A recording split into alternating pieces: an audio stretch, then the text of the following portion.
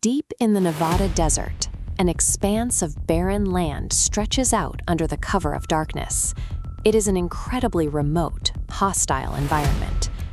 If you try to drive through this stretch of sand, you will eventually hit a perimeter. Heavily armed guards, surveillance cameras, and federal warning signs make it absolutely clear that public access is strictly forbidden. But a locked door only makes people wonder what's behind it. For decades, global theories have claimed this facility houses everything from captured alien life forms to reverse-engineered flying saucers and time-traveling technology. Because the military refused to acknowledge the site even existed for decades, they created an information vacuum. In the absence of facts, wild conspiracies rushed in to fill the dark space.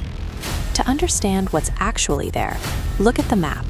This is the Nevada Test and Training Range, a secured military zone covering thousands of square miles. Deep inside that perimeter, buffered by empty land, sits a specific grid designated as Area 51. On paper, the government's classification is entirely sterile. It is simply a remote detachment of Edwards Air Force Base, used for testing experimental military aeronautics. There is a massive disconnect between that dry, bureaucratic description and the global pop culture phenomenon that Area 51 has become. The actual origin of this base dates back to the intense paranoia of the 1950s.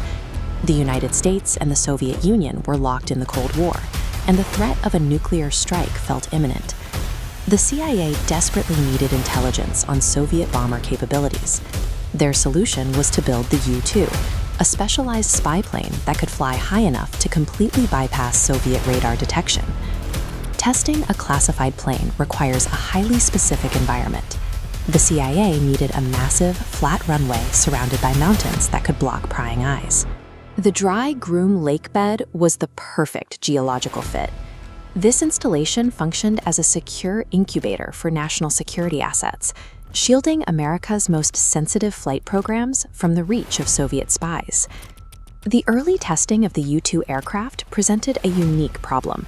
The planes had highly reflective metallic bodies and routinely flew at 60,000 feet, an altitude that the general public believed was scientifically impossible for an airplane.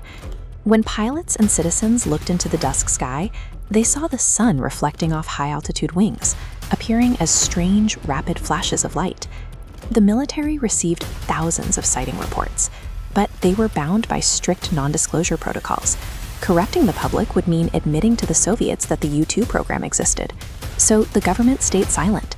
Without an official explanation, the public looked at these displays of advanced human engineering and concluded they had to be from another world. The scattered sightings remained local folklore until 1989. When a man named Bob Lazar went on local television in Las Vegas. Lazar made highly specific claims.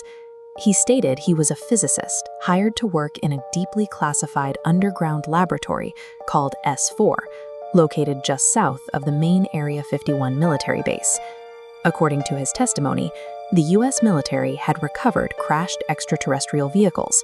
His daily job was to dismantle these craft and reverse engineer their anti-gravity propulsion systems to build the next generation of spy planes.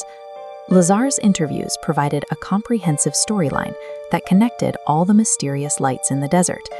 His claims were the catalyst that turned a secret military base into the epicenter of global conspiracy culture. Since Lazar's broadcast, journalists have subjected the base to decades of intense scrutiny. They have filed thousands of Freedom of Information Act requests, formal petitions forcing the government to release records, and analyzed decades of satellite imagery. Despite this relentless investigation, no one has ever recovered or leaked any official proof showing alien hardware, or exotic biology, or underground saucer base. The whistleblower stories make for incredible entertainment, but the verifiable paper trail strictly points to terrestrial, human-led military operations. When the Cold War ended, Area 51 kept operating. The base evolved to develop the F-117 Nighthawk, an attack aircraft designed with flat, angular panels specifically built to scatter incoming radar waves. Aviation analysts tracking the base today note the construction of massive new hangars, likely used to house current trials for autonomous drone swarms and AI-driven flight systems. Because of the massive technological advantage these programs provide, Area 51 remains one of the most heavily guarded installations on the planet. Developing advanced military hardware requires secrecy, and as long as those shadows exist, human curiosity will keep populating them with myths. So, what do you think is really hidden inside those hangars today? Let us know down in the comments.